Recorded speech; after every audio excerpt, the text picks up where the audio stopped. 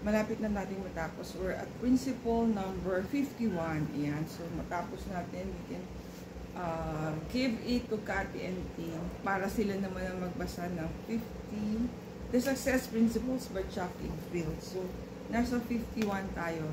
What is principle 51? Speak with impeccability. What's impeccability? Of the word can lead you to personal freedom, to huge success and abundance. It can take away all fears and transform it into joy and love. So, ano ba yung impeccability? In short, it talks about truthfulness sa sinasabi natin. So, when we lead people, kasi we cannot be successful if we do not have people around us. When we lead people, parang there should be truth with what we tell them or we ask them to do. So, siguro unang-una, tayo mismo, we have to do what we are asking others to do. If we call to be on time, to be at work every day, so dapat tayo yung una nila nakikita ng gano'n, nakikita na nila yung example natin as their leaders. So, yun yung challenge, no? Yung, sabi nga, your word has power. So, when we talk daw as leaders and we are not true with what we say, parang hindi nila nakikita sa atin nga yung words that we are conveying to them, or communication or conversation. Parang they are not motivated to follow our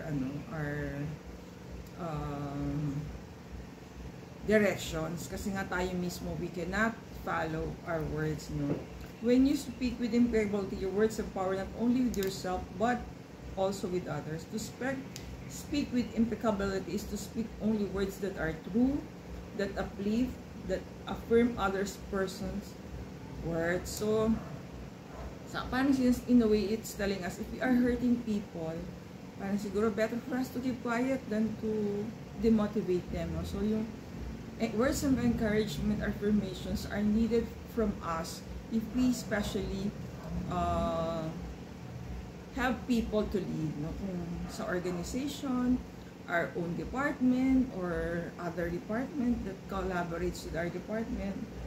What you say to others creates a ripple effect in the world. So yun nga, we have to be careful pala talaga with what we say. So let no corrupt communication proceed out of your mouth, but that which is good to use of edifying, that if may minister grace into the bearers. Ephesians 4 verse 29 yan. So even the Bible itself is talking about words with integrity. Alam ko it's very challenging, no, to be truthful, to be true to what we say, and be able to carry on yung mga principles or things that we want to happen in our company, in our organization, in our ministry, in our family. But yun yung challenge. That's the 51st principle of success. Kung may truthfulness or integrity, or our words gonna flip of motivate, kumbaga, we can be successful, or we will be successful kung ano man yung target natin, no? Especially we have a new year.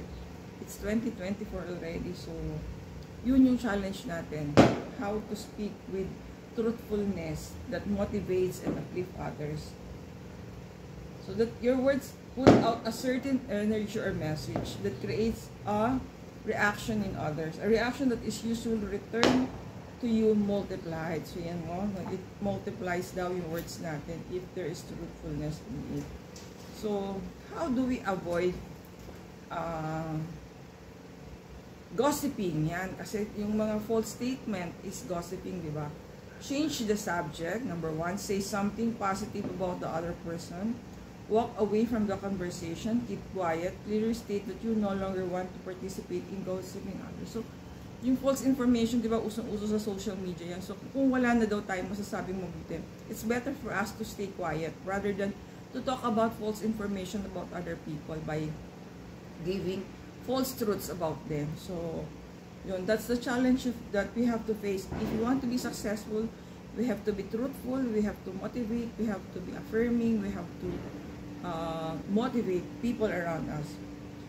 When you begin to be more impeccable with your words, you will begin to see changes happening in all areas of your life. So yun yung, ano pala, yung positive effect. When we are truthful, when people see that we are honest with our words, they will follow and follow our directions, and kumbaga yung mga motivational things that we impart to others. Stay safe, everyone. God bless you all. Thank you for watching. See you on our next video.